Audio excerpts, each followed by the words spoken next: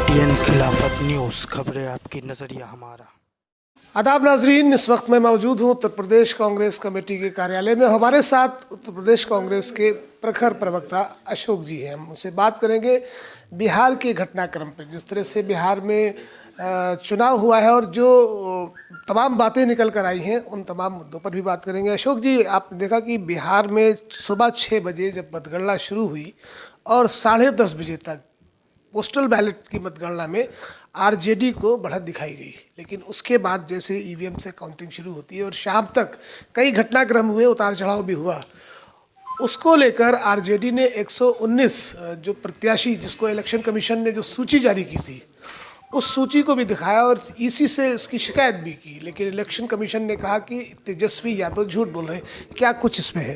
देखिए, बिहार की जनता को प्रणाम, और बिहार की जनता ने जो आशीर्वाद दिया हमारे महागठबंधन को, हम स्वीकार करते हैं। मगर जनता का मैंडेट और जनता का जनादेशी जनमत स्वीकार होता है, और हम हारे हैं और हार की समीक्षा पार्टी हाईकमान करेगा और इस पर विचार किया जाएगा कहाँ कमी कोई चीज़ रहेगी। मगर सबसे बड़ी बात है जो जनादेश मिला और जिस तरह की शिकायतें आई, चुनाव आयोग ने संज्ञान में नहीं लिया, तो कहीं ना कहीं संदेह पैदा होता है।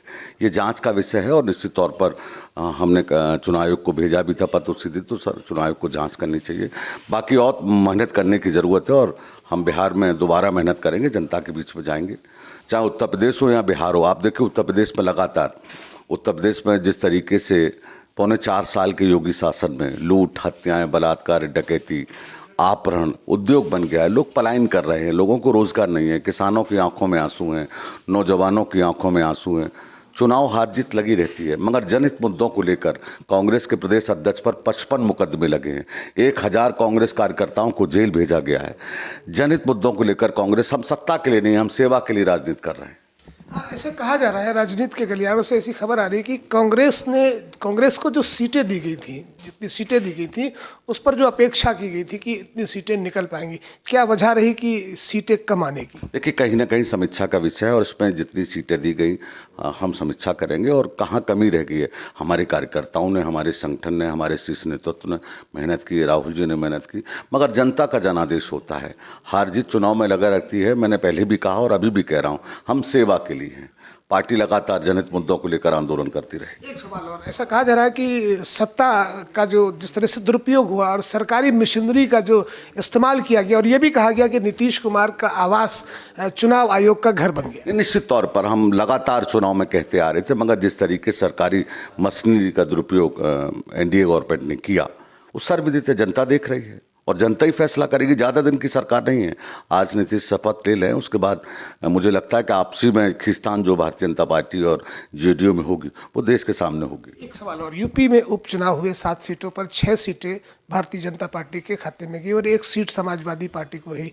कहाँ पर क्या कमी रही? उत्तर प्रदेश में सरकार चुनाव लड़ रही थी, सरकारी मशीनरी चुनाव लड़ रही थी, मगर मैं उत्तर प्रदेश की जनता को धन्यवाद दूंगा कि 2 जगह कांग्रेस सेकेंड स्थिति पर रही है और हम विपक्ष की आवाज़ बने हैं।